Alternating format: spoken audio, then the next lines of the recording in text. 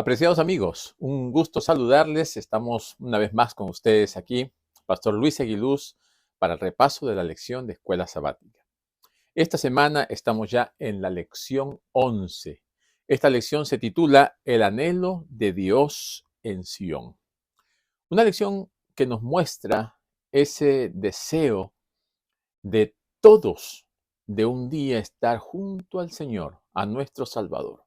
Y así como el Señor le mostró a Nabucodonosor aquel sueño de la historia del mundo, y Daniel, recibiendo la revelación de Dios, le comenzó a dar la interpretación de ese sueño, vio que al final un gran monte llenaba toda la tierra. Allí se iba a restaurar todas las cosas.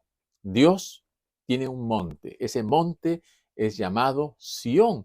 Tiene un significado teológico, bíblico, geográfico, pero también salvífico. El Señor quiere que nosotros concentremos nuestra atención en las cosas que están relacionadas con el tiempo del fin.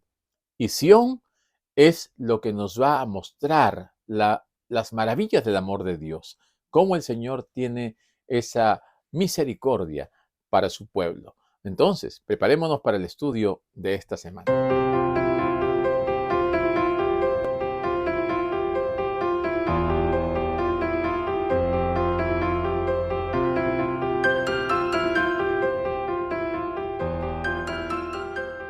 Como ya mencionamos hace un momento, la lección de esta semana está relacionada con ese anhelo de Dios en Sión, el monte santo de Dios, aquel lugar que el Señor ha establecido como la sede de su gobierno y donde el reino de Dios estará para todos los salvos y todos los redimidos. Recordemos, el versículo de memoria también está relacionándonos acerca de el deseo de estar en la presencia del Señor, en los atrios del Señor. Salmos 84:2.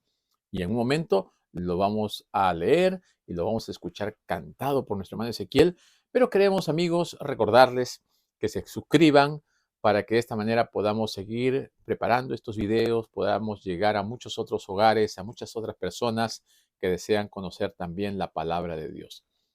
Suscríbanse, denle un like, compartan la palabra de Dios. Y desde aquí le deseamos muchas bendiciones, que el Señor esté con ustedes, que podamos seguir conociendo más de la palabra de Dios. Y en esta lección que trata de mostrarnos cómo los salmos han sido a través de la historia del pueblo de Israel las maravillas, ¿no? El reflejo de la dirección de Dios en su pueblo. Ellos han usado los salmos como una expresión de alabanza, de cánticos, de himnos. Ha sido como su himnario, ha sido el lugar donde ellos manifestaban sus experiencias, sus vivencias, su sentir, su dolor. Lo expresaban de tal manera que todos podían ver la mano poderosa de Dios actuando y guiando a su pueblo a través de todo este peregrinaje, desde la caída hasta la restauración.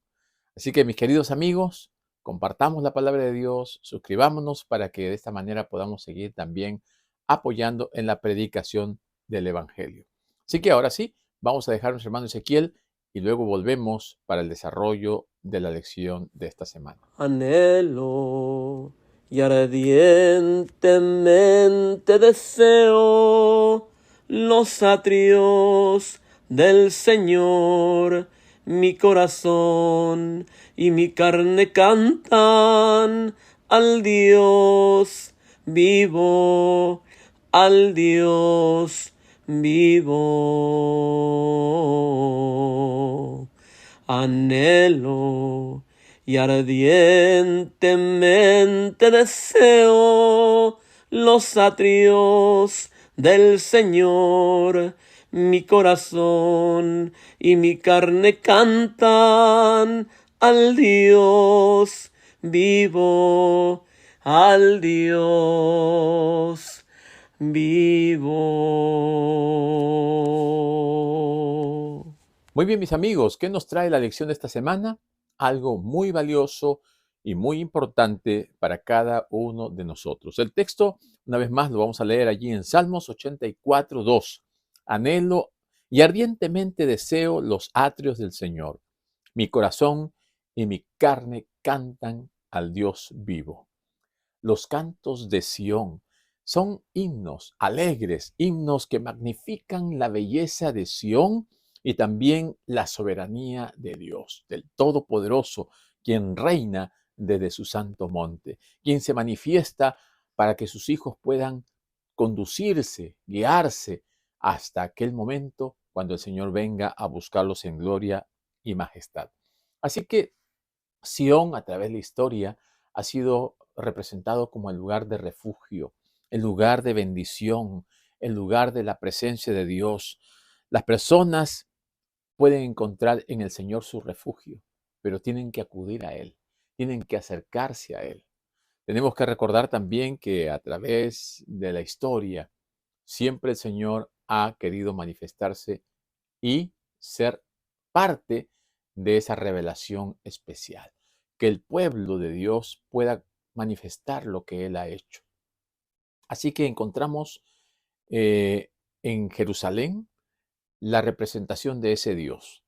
Ya desde antes, ¿no? La Biblia nos dice que había un sacerdote según la orden de Melquisedec. Melquisedec en sí era el sacerdote del Dios Altísimo y era rey también de Salem. Salem, ¿no?, viene a ser Jerusalén. Salem viene del término shalom, ¿no?, que es paz. Jerusalén es ciudad de la paz. Así que a través de la historia, Dios ha querido manifestar esa paz para su pueblo. Donde está Dios, hay paz. Donde no está Dios, hay confusión, hay guerra, hay convulsión. Entonces, Dios es un Dios de paz. Dios es un Dios de amor. Y Él ha querido establecer en el centro de esta tierra, allí, su lugar de la presencia y la manifestación de su gloria, de su amor y de la paz. Jerusalén. También encontramos que ya desde antes, ¿no?, cuando Abraham, por ejemplo, iba a sacrificar a su hijo, lo llevó a un monte, al monte Moria, en donde allí el Señor se manifestó para que no le hiciera nada a su hijo. Más allá, cerca a ese monte, había otro monte, el monte Sión, en donde el rey David estableció su pequeña residencia que llegó a conocerse como la ciudad de David.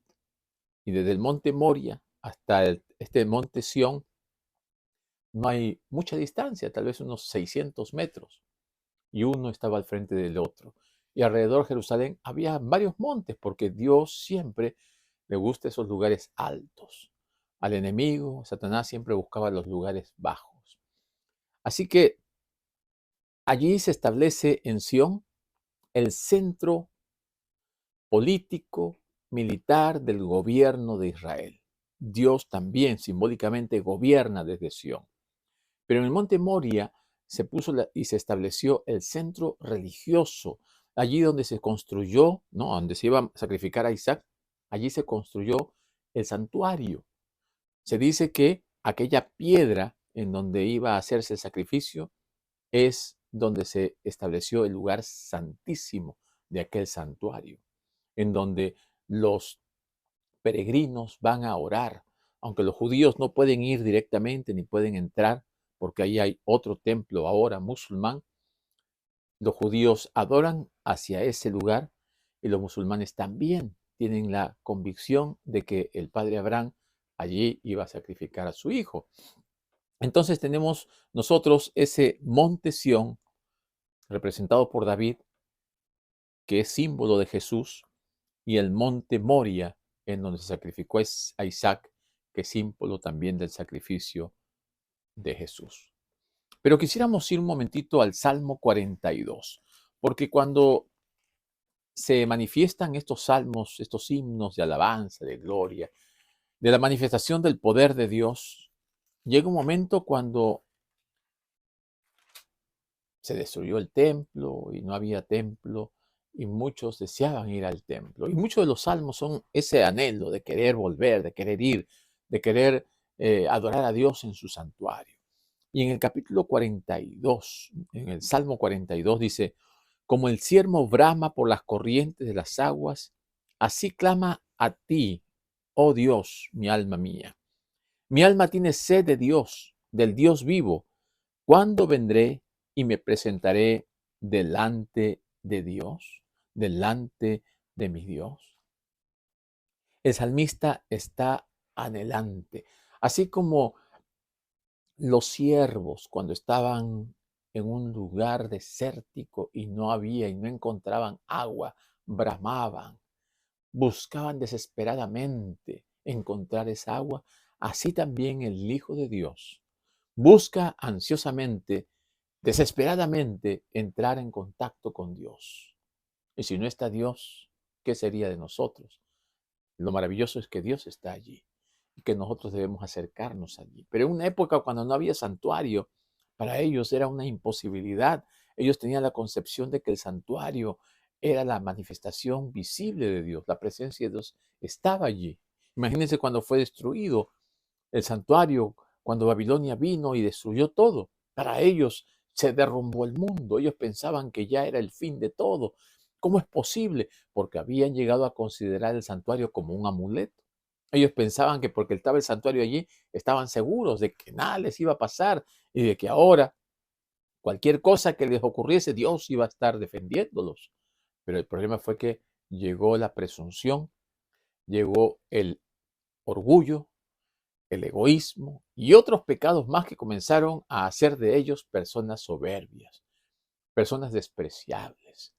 El Señor Jesús los llamó sepulcros blanqueados, ¿no? Porque ya estaban desarrollando un carácter que no era nada agradable y que estaban más bien sintiéndose exclusivos y no estaban cumpliendo con la misión para la cual el Señor los había llamado, ser la luz del mundo, llevar el Evangelio a todos los rincones para que los extranjeros, para que los gentiles, para que los paganos se convirtiesen también, para que a través de la palabra de Dios pudiesen conocer el mensaje de salvación.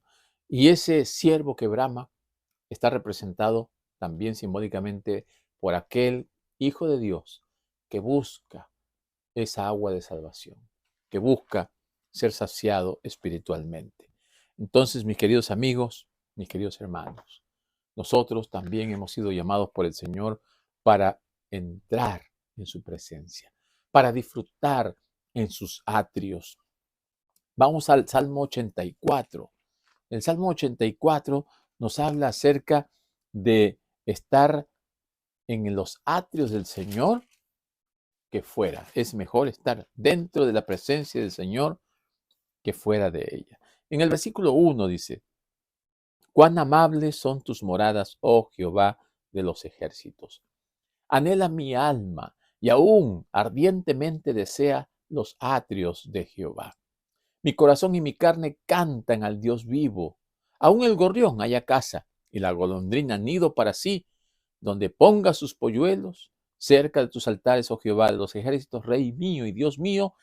Bienaventurados los que habitan en tu casa, perpetuamente te alabarán.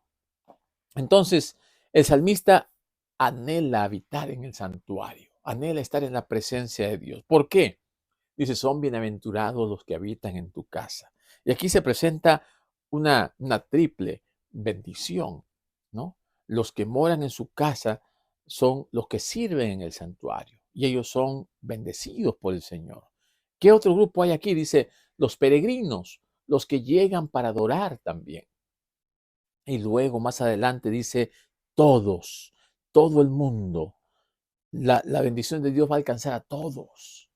No hay exclusivismo. El Señor abre las puertas de la salvación para todos. Ese santuario tenía que ser el centro de atracción para todos y nadie debería perderse la oportunidad porque el Señor ama ardientemente y nosotros debemos amar a Dios ardientemente. Y ese amor se expresa en obediencia, en respeto y en seguir las leyes, las indicaciones, lo que el Señor nos da en su palabra. Así que el santuario era un lugar único. El santuario era el lugar donde los adoradores podían contemplar la hermosura del Señor, donde los adoradores podían encontrarse con su Dios y recibir esa paz de lo alto para poder manifestarla a los demás. El santuario era el lugar donde ellos podrían realizar su culto y su adoración y podrían también estar en comunión con los demás creyentes. Un hermoso lugar de gozo y paz, ¿verdad? Cuando nosotros vamos a adorar a Dios, tenemos que centrarnos en la adoración. No podemos estar distraídos con cosas de este mundo. Tenemos que dejarlas a un lado. Así que mi querido amigo, mi querido hermano, cuando vayas a la casa del Señor, cuando vayas a adorar a Dios, ten un momento de enfoque en lo que vas a hacer, porque estás en la presencia misma del Dios Todopoderoso. Y después de esa adoración vertical, viene la comunión horizontal, porque también el ir al templo, el ir al santuario del Señor, era para estar en comunión con los demás, para entrar en un ambiente de paz, para entrar en un ambiente de comunión y de gozarnos en la presencia del Señor y saborear lo que va a ser la salvación y la vida eterna. Qué hermoso pues es entonces llegar al santuario para recibir las bendiciones de Dios. Para esto tenemos que ir con un desprendimiento de las cosas que no son correctas. Tenemos que ir para ser limpiados por el Señor. No debemos decir, bueno, cuando cambie voy a ir al Señor. Cuando sea una buena persona voy a ir a buscar a Dios. No, tenemos que ir tal como somos. Tenemos que ir con nuestros errores y defectos y pecados, porque es Dios quien nos va a cambiar. Y cuando el Señor nos cambia, vamos a estar agradecidos a Él. Y vamos a ver que su bendición es la que nos da paz y gozo y alegría. Y en consecuencia, vamos a adorarle en espíritu y en verdad, pero con esa satisfacción de que hemos sentido su poder en nuestras vidas. Los que, los que sirven al Señor manifiestan esa gratitud. Y nosotros debemos ir con ese mismo sentimiento de servicio, de gratitud, de amor. Entonces, el tabernáculo se considera pues en un lugar de encuentro, en un lugar de adoración, en un lugar de donde se imparte la bendición de Dios para sus hijos, en un lugar donde nosotros dejamos lo cotidiano, lo diario, para ir a entablar una relación de amor, de bendición espiritual, de sanidad, de fortalecimiento y de crecimiento en todas las áreas. ¿Qué más nos da el santuario, Sión o Jerusalén? Dice que nosotros debemos ser mensajeros de paz. Vamos a ver otro salmo ahora, el Salmo 122. Y en este Salmo 122 se nos insta a orar por Jerusalén. Dice versículo 1. Yo me alegré con los que me decían, a la casa de Jehová iremos. Qué hermoso es cuando alguien nos invita a ir a la casa de Dios. Qué bonito y qué agradable es cuando alguien se dispone a ir a buscar a Dios, a adorar a Dios, a ir a la presencia de Dios. Pero también van a aparecer personas que van a buscar que desanimarnos, que llevarnos por otros caminos, que nos lleven a hacer otras cosas. Tenemos que prestar atención, oído a lo que Dios quiere que nosotros hagamos. No oído a los mundanos, no oído a los adversarios, no oído a los que no creen y no confían en Dios. Al contrario, hay que alegrarnos, hay que sentir satisfacción y gozo con aquellos que van a adorar a Dios. Versículo 2 dice, nuestros pies estuvieron dentro de tus puertas, oh Jerusalén. Qué hermoso es sentirnos en la presencia de Dios, que nuestros pies puedan llevarnos hasta donde se adora a Dios. Versículo 3. Jerusalén, que se ha edificado como una ciudad que está bien unida entre sí, y allá subieron las tribus de Jehová, conforme al testimonio dado a Israel para alabar el nombre de Jehová. Bienaventurados son aquellos que van a la casa de Jehová.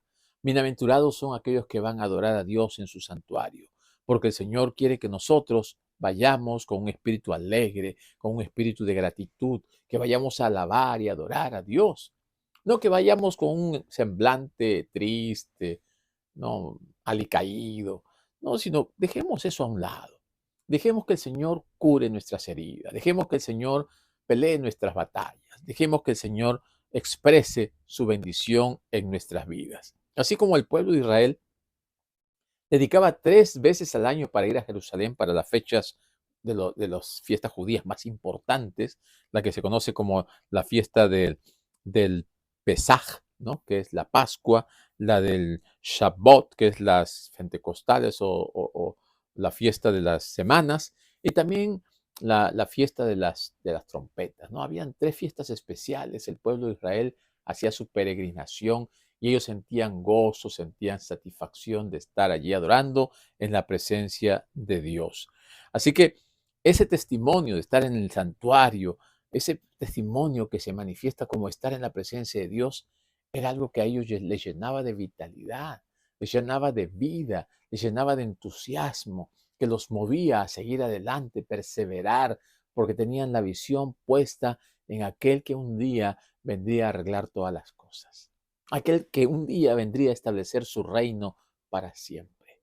Porque los reinos de este mundo no han arreglado los problemas de la humanidad. Han habido diferentes reinados. Ellos han pensado en solucionar los problemas a su manera, pero ninguno ha podido.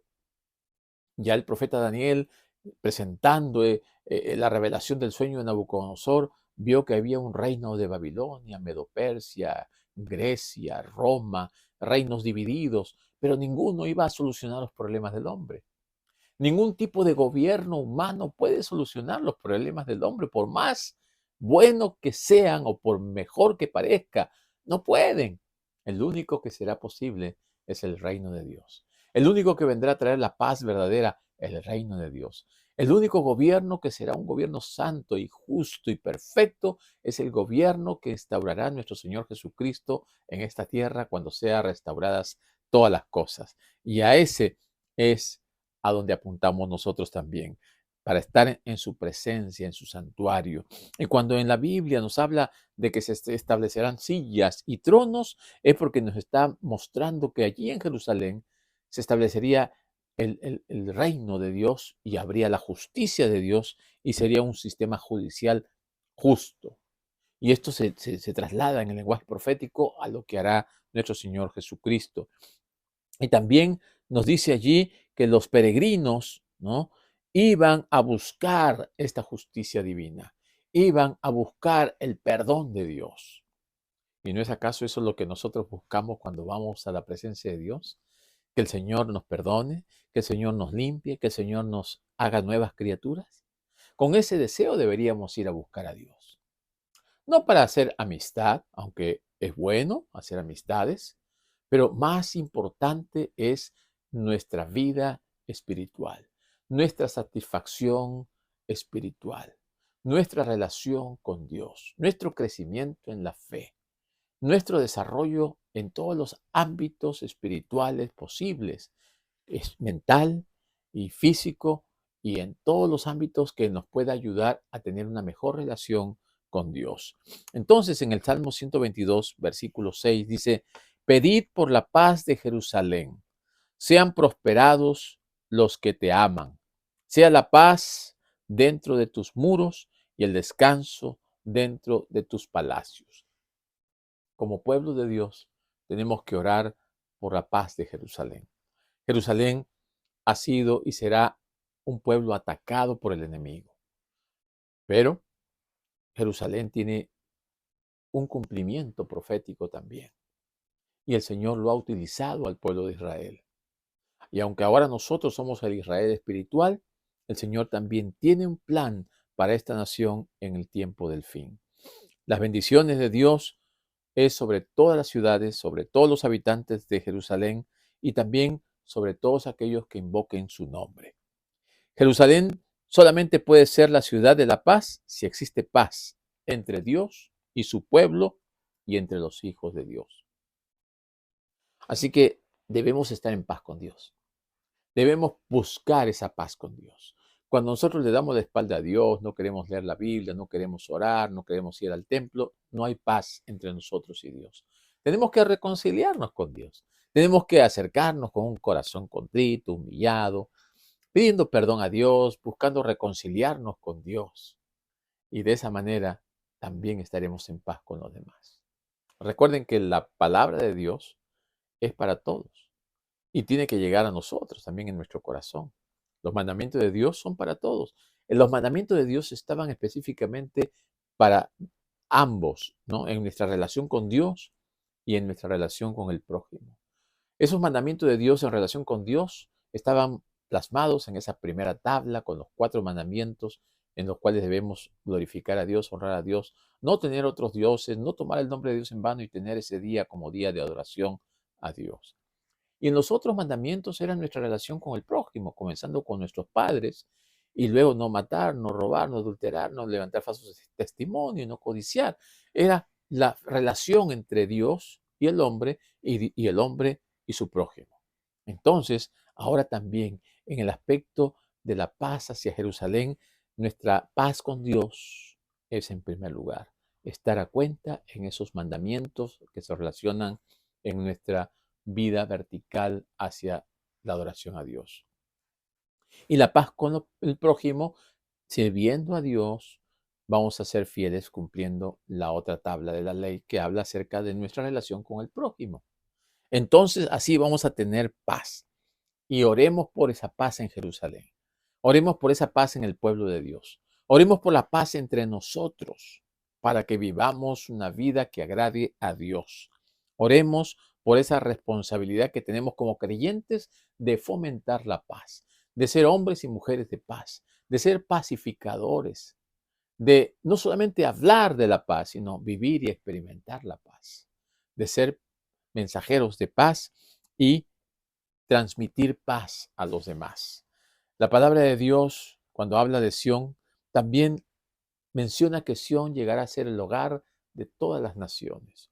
Aunque es un lugar simbólico, llegará más adelante, cuando llegue el cumplimiento del tiempo, a ser un lugar real, el lugar donde se establezca el reino de Dios y la presencia de Dios pueda llegar a ser el hogar de todas las naciones. Vamos a ir a la referencia bíblica, al Salmo 87. En el Salmo 87, versículos 1 y 2 nos dice: su cimiento está en el monte santo. Ama Jehová las puertas de Sión más que todas las moradas de Jacob. Así que los cimientos de la salvación, de la vida eterna, de la nueva Jerusalén, de todo lo que Dios va a establecer, está en ese santo monte, en el monte de Sión. Es la ciudad de Dios. Allí estará la presencia maravillosa de Dios. Es la ciudad especialmente elegida por el Señor y amada por Dios. En el tiempo del fin, Sión alzará sobre todos los montes lo que representa la supremacía y la soberanía del Señor en relación con todo el mundo. Se levantará, Sión prevalecerá, los demás montes quedarán en nada. O sea, simbólicamente Dios reinará y los demás quedarán fuera de la presencia del Señor. La superioridad de Sión sobre todos los demás lugares de Israel será manifiesto. Y así como antes, ¿no? Habían lugares también allí en Betel o en Silo para adorar, ahora habrá solamente un lugar. El centro de adoración será el monte de Sión, la nueva Jerusalén. En el versículo 3 del Salmo 87 dice: cosas gloriosas se han dicho de ti, ciudad de Dios. 4. Yo me acordaré de Rahab y de Babilonia entre los que me conocen. He aquí, Filistea y Tiro con Etiopía, este nació allá. Y de Sión se dirá: este y aquel han nacido en ella, y el Altísimo mismo la establecerá. Jehová contará al inscribir a los pueblos: este nació allí. Y cantores y tañedores en ella dirán: todas mis fuentes están allí. Luego de que sea el establecimiento del centro de adoración, el centro de gobierno de Dios, también será el hogar para todas las naciones. Todos aquellos que conozcan a Dios, que lo acepten a Dios, dirán: esta es mi ciudad, aquí he vuelto a nacer, aquí va a ser ahora mi refugio eterno. Las naciones nacen en Sión. El Señor le ofrece una nueva identidad a los que concede los privilegios de ser hechos legítimos hijos de Sión. También el Señor apunta hacia la predicación del mensaje de salvación de los judíos a los gentiles, para que ellos conozcan y vengan. Y así también será un reino eterno para todos los redimidos. ¿No les parece que también debemos nosotros cumplir con nuestra misión de compartir el Evangelio a todo el mundo? ¿No sería agradable, bonito, maravilloso ver a nuestros vecinos que acepten a Jesús, ver a nuestros amigos que se acerquen al Señor y se preparen también para disfrutar de esa salvación maravillosa que el Señor nos ofrece? Así que meditemos en estas cosas. ¿Por qué? Porque la salvación es para todos. Hay seguridad y paz en Sión. Vamos ahora a ir al Salmo 46, porque estos salmos, al estudiar estos salmos, nos van mostrando cómo los, los salmistas, ¿no?, tenían presente que la manifestación gloriosa de Dios iba a llegar hasta nuestros días y que nosotros tenemos que aferrarnos de estas promesas maravillosas que el Señor nos da. El Salmo 46 es muy conocido también. Dice el versículo 1: Dios es nuestro amparo y fortaleza, nuestro pronto auxilio en las tribulaciones. Por tanto, no temeremos aunque la tierra sea removida y se traspasen los montes al corazón del mar. Aquí vemos cómo se describe, ¿no?, el mundo en el que vivimos en una forma poética, en donde se muestran los cielos convulsionados y el mar embravecido y los montes allí sacudiéndose. Entonces, cuando vemos a través de esta descripción vívida la crisis mundial por la que va a pasar el mundo, nos damos cuenta de que solamente en el Señor Dios Todopoderoso encontramos refugio. Allí vemos esas aguas turbulentas, ¿no?, que representan las naciones rebeldes. Cuando dice allí calamidades naturales, es un lenguaje figurado que está representando el mundo controlado por naciones en conflicto, en guerra. Ya Jesucristo en Mateo 24 dijo que serían señales del fin del tiempo. Y ahora lo estamos viendo. Ahora estamos más que nunca cerca a la segunda venida de Jesús. Y todos estos acontecimientos se están dando. Pero el Señor quiere que aunque vivamos en medio de esos conflictos, nosotros tengamos la seguridad de que la paz del Señor está con nosotros. Jesús mismo dijo: mi paz os dejo, mi paz os doy. No como el mundo la da, sino que esta paz es diferente. Es una paz que nos transmite seguridad, confianza y esperanza. ¿Por qué? Porque el Señor es nuestro refugio perfecto. El Señor es la fuente de paz y el Señor establece seguridad cuando nosotros confiamos en Sión. Y ese aunque, dice, no, aunque bramen y se turben sus aguas y tiemblen los montes a causa de su braveza, aunque pase esto o lo otro, nuestra confianza está en Dios. Aunque venga lo que venga, nosotros hemos puesto nuestra fe en el Señor Todopoderoso, porque ese Dios puede destruir todo, pero ese Dios que destruye todo también lo puede rehacer. El Señor lo va a renovar, el Señor va a hacer cielos nuevos y tierra nueva. Así que el que traiga una destrucción es eliminar lo malo para establecer lo bueno, eliminar el pecado para hacer una ciudad nueva, cielos nuevos y tierras nuevas para todos aquellos que le aman. Y esta es la gran esperanza que todos los cristianos tenemos y que se cumplirá en la segunda venida de Jesús. Y por eso nosotros anunciamos la venida de Jesús, porque es nuestra esperanza suprema y maravillosa. Y cuando Cristo venga, ese establecimiento de la nueva Jerusalén, del monte de Sión, será inamovible, será estable. En el Salmo 125, versículo 1 y 2, encontramos: los que confían en Jehová son como el monte de Sión, que no se mueve, sino que permanece para siempre. Versículo 2. Como Jerusalén tiene montes alrededor de ella, así Jehová está alrededor de su pueblo, desde ahora y para siempre. Dios es el que establece a sus hijos firmes como el monte de Sión. Él es el único que puede hacer esto posible, porque en realidad nosotros somos como hojas que se la lleva el viento. Nosotros somos seres humanos que cambiamos fácilmente nuestra forma de pensar. Pero Dios es estable, Dios es firme, Dios es como una roca. Nosotros somos como la arena del mar. Entonces el Señor va a llegar un día en que va a transformarnos y seremos también nosotros estables y firmes. Y a los que confían en el Señor los compara con el monte Sión, un atributo relacionado con la firmeza, con la fortaleza. Y la impresionante durabilidad del monte de Sión es que permanece para siempre, porque allí está establecida la base de la confianza, de la seguridad en el Todopoderoso.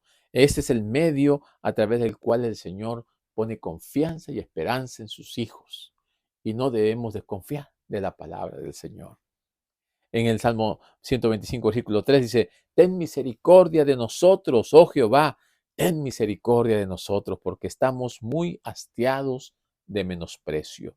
Hastiada está nuestra alma del escarnio de los que están en holgura y del menosprecio de los soberbios.